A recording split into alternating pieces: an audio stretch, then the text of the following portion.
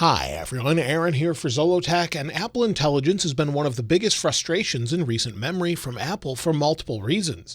I thought we would go over the wins and losses of Apple Intelligence so far and what to expect in the future.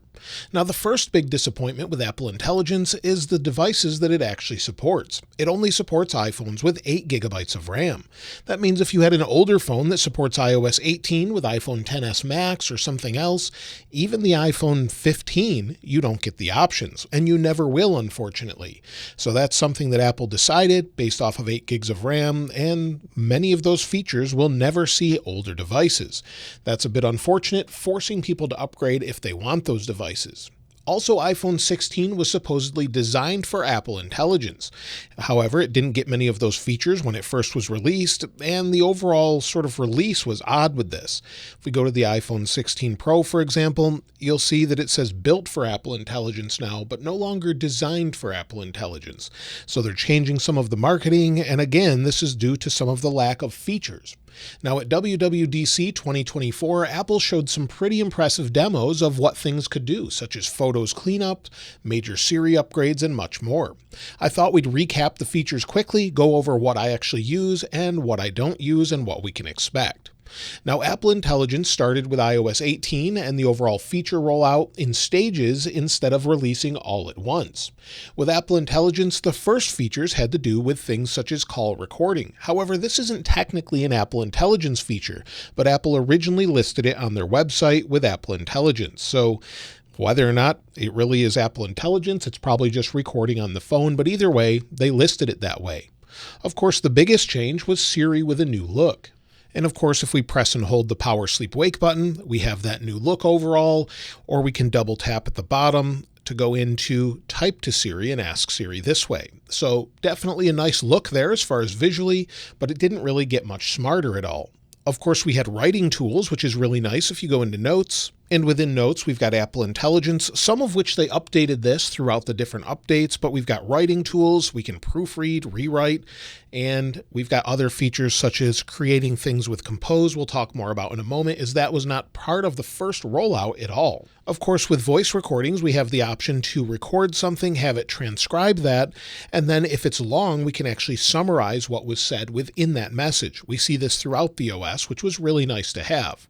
Photos added things such as natural search. We have the option to create a memory. That's something that has a really nice overall animation, and this uses Apple Intelligence to do that as well. Of course, we've got Cleanup, which is probably the most used Apple Intelligence feature in Photos. And you'll see within Cleanup, I have an iPhone on a table. We can highlight this. We can blur faces. You'll see it will delete it from the photo. And it does an okay job, but it's not perfect. It's as good as many of the others out there, but maybe we'll touch this up a little bit. And it can touch up different areas, blur them, and do more with it. So sometimes it works great. Other times it doesn't. But it's something that they've added. And it's okay, but not as good as it probably could be. Of course, we have things such as notification summaries that were added later on, but overall it can summarize things from messages, mail, and more. Also, it can summarize within Safari. However, this doesn't necessarily mean that you need Apple Intelligence, but it does summarize depending on the length of the overall article. So if we want to summarize, you can read the article here and then give you information about it. Of course, focus modes got an update as well, so if you use focus modes like I do, we now have the option for a new one called Reduce Interruptions. However, even when I'm using this, I'm not sure that it's working great. I just know that it's turned on. In the second set of features, we got different image creation tools such as Playground, so we can create cartoony images. We'll talk more about that in a moment. We also have the option to create emoji or Genmoji. So if you wanted to create a message with your own emoji, we could go to Genmoji and then create something which I've shown before, a turtle with a top hat on. So let's see if it works. Sometimes it works, sometimes it doesn't place the top hat on the head of the turtle and instead puts it on the shell like it just did there.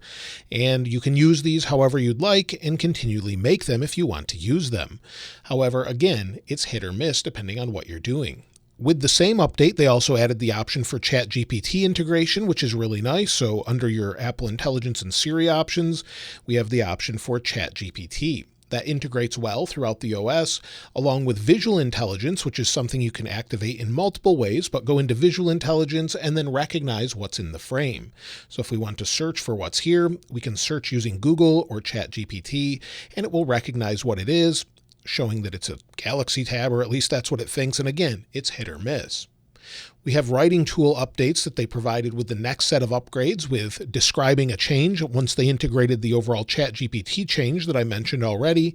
So if you scroll down here, you can create something using Compose, and you can compose with ChatGPT, such as this. Show me all of the features of iPhone 16 Pro Max. And then it will come back with information such as the design and display, performance, and more. But sometimes you have to check this and make sure it's accurate. Of course, we can create our own images as well. Using Image Wand here, you could circle something that's in the frame and create something, or you can just add it directly here, saying describe an image. And you'll see again, it's very buggy and something that they keep having issues with. And this is throughout all versions of iOS. So if we try it again, let's just put something here. We'll circle it, and even though there's not anything here, we can describe a change or an image, and again, it doesn't work. So there's all sorts of odd bugs, but again, you could circle an image that's in here already and then create something. And then they updated things such as priority notifications, as well as Type to Siri in the control center. So different options they've added throughout the time of having this. So if you want to add the controls for Type to Siri, Apple Intelligence with Talk to Siri, and Visual Intelligence buttons as well. All of those are the current sets of features, but there's quite a bit that they haven't added yet that were promised early on. Priority notifications is something I use all the time. I like to see that if there's a priority notification, while it doesn't typically get it very right most of the time, sometimes it actually comes in and shows me information that's relevant. And I really enjoy that when it gets it right, but oftentimes it's things I don't care about as well, and it does learn over time. Writing tools I do find helpful, so maybe you have something that you think might not be as good to share with someone because it might be a little bit harsh. It has a few options. So if we go into notes and here's something I wrote, maybe it sounds a little bit too harsh, we could go in here and have it modified. So if we maybe go in here, let's go into our writing tools and tell it to maybe make it a little bit more friendly. This is something I find to be very useful. So it says writing tools aren't designed to work with this type of content, which there's not really a reason not to, but let's try it again. You'll see there's the original, and then we can rewrite. So we have the original here, or we can go back, and you'll see it changes it from Apple Intelligence was promised to bring many major changes and features. If we go back, it says Apple promised to bring a bunch of big changes and features. So I find this to be helpful. Sometimes when you're writing an email, you don't want to sound too direct, or maybe you just want it to be more friendly or professional. You can do that. As far as features I don't use, well, I don't use anything else. I use basically summarizations and occasionally writing tools. So the notifications and summaries are great. Writing tools are helpful from time to time, but I prefer ChatGPT and Google Gemini. So Genmoji is something that I know quite a few people enjoy using, but I find they use it a couple times and then don't use it again. In fact, I don't know anyone that uses it regularly, but maybe I'm in the wrong demographic for that. But let me know if you use it regularly. As far as Image Playground, well, there's better options out there for sure. This is basically a playground that allows for cartoony images that are known to be generated by a device and not by a person. I understand that, but at the same time, when you see what others can do with DALL-E and what they have, when you say maybe create a lighthouse, you can have it look as real as you want or look like a sketch or a cartoon. Apple doesn't allow for you to change that. So basically what you get is what you see here. Some of them look good, such as this lighthouse, but it doesn't really show anything realistic, and that's their point, I'm sure, but it's something that I don't find very useful for myself. Let me know if you think it's useful, or you use it, or do you use maybe ChatGPT and their options as well. Of course, Apple promised a lot more that isn't there yet. Siri 2.0 is what most people were excited about, where it could understand context of what's going on your phone privately and then sort of give you information based on that. Apple's idea for Siri with context was pretty great.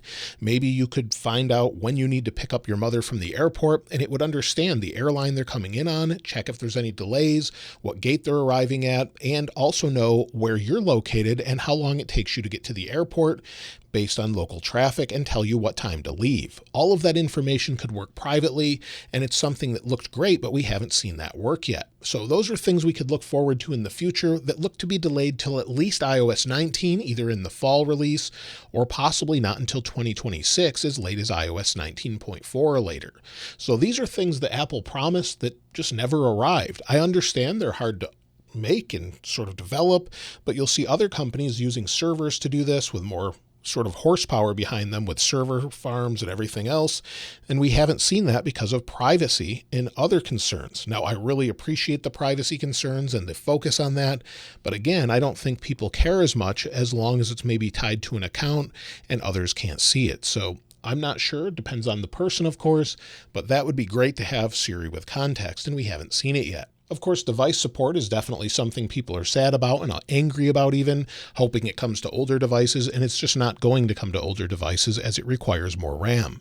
In fact, future updates are expected to have iPhone 17 with at least 12 gigs of RAM, so I don't think we're going to see it on older devices. Now, Apple could have some great ideas in the future for Apple Intelligence and hopefully makes up for this at WWDC 2025, but at this point, we're pretty disappointed. They haven't really given everything they've promised, and many people are angry that they bought their iPhone 16 or 16 Pro for Apple Intelligence features that aren't there yet. Many of them are, but again, it's not rolled out around the world yet. So lots of big losses this year when it comes to the overall disappointment of Apple Intelligence.